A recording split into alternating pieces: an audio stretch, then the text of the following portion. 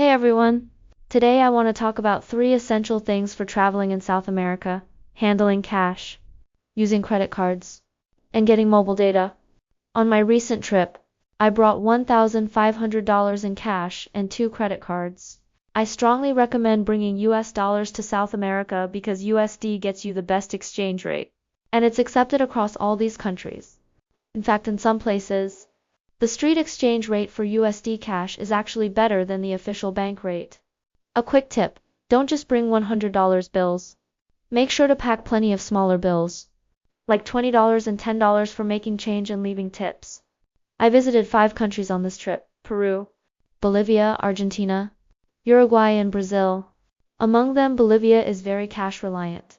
Exchanging US dollars for local currency there is an incredible value. When I was there, exchanging cash on the street gave me a rate 1/3 higher than the official bank rate. However, keep in mind that exchange rates at airports and land borders are usually pretty terrible. Only swap a small amount of cash at those spots to get by. Then head into the city center to shop around at different currency exchange offices. You'll get a much better deal. Overall, you don't need to bring a ton of cash to these countries. Credit cards are actually widely accepted across all 5 countries. And I noticed there are rarely any extra processing fees. Uruguay, in particular, really encourages card payments. The official pitch is a 10% discount when paying by card. Though based on my math, it worked out to a real savings of around 7 to 8%. That said, always carry some local coins with you. Most public restrooms in South America charge a small fee, usually anywhere from 1 to 5 units of the local currency. For instance, in Uyuni, Bolivia, a trip to the restroom generally costs 5 bolivianos. In downtown Rio de Janeiro, I even ran into one that charged 6 or 7 reais. But in most other places, it's usually just 1 or 2. If you're not carrying all your cash with you, lock it up in your hotel room safe.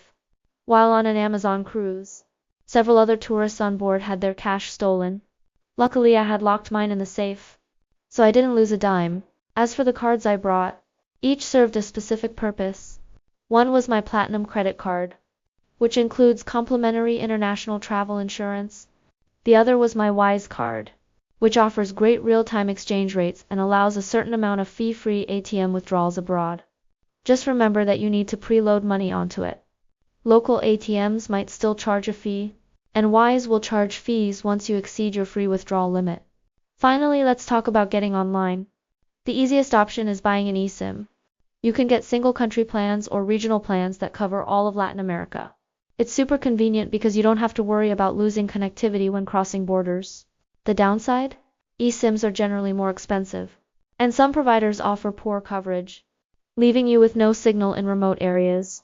Since I was staying in Peru for a while, I went directly to a local Bytel store and bought a physical SIM card. As far as I know, Bytel is the only operator in Peru that sells physical SIM cards to foreign tourists. I got a 30-day plan with 26 gigabytes of data for just $15.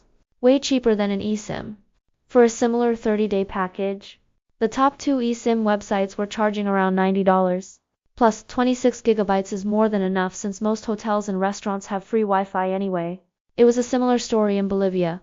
A 12-day unlimited data eSIM online costs about $60, but I walked into a local Entel store and got a physical 12-day unlimited SIM card for about $7. For Argentina, since my stay was short, I just bought an Aralo eSIM. It was terrible. I kept losing signal even in a major city like Buenos Aires. My tour guide was using the same Aralo eSIM and was complaining just as much about it. Brazil was the only country among the 5 where foreign tourists could purchase an eSIM directly through a local telecom operator's mini program. All you do is download Claroflex and pick the plan you want. If you want to buy a cheap physical SIM card locally, but still need data to get from the airport to your hotel, I recommend checking out GigSky. They offer a free 100 megabytes trial plan. That's just enough data to hail a ride from the airport, get to your hotel, connect to their free Wi-Fi, and head out to a local store the next day to buy a physical SIM. That wraps up my tips and practical advice on cash, cards, and staying connected in South America. Hope this helps you plan your trip.